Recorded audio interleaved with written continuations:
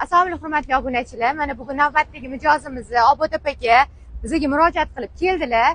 Ertalab keluvdilar. Bizdan ko'p so'rovdilar, staylni. Mana stayl qilib berdik. Obod opa qanaqa kechdi ishlarimiz? Yaxshi. Ma'qul bo'ldimi hammasi? Boshlang'ich to'lovlar, oyma-oy to'lovlaringiz 13 oyga oldingiz-a? Sharoitlar qanaqa? Yaxshi bo'ldi. Hammasi to'g'ri ekanmi, yolg'on emas ekanmi? Yo'q. Boshqalarga ham tavsiya qilib qolasizmi? Yo'q, tavsiya qilib qolaman. Qayerdan keldingiz o'zi? Men o'zi Qashqadaryodaman. Mana shu Bardanko'lga ko'chib kelganmiz, shu turamiz. Voy, baraka toping. Kimga olib berdingiz endi? O'g'limga.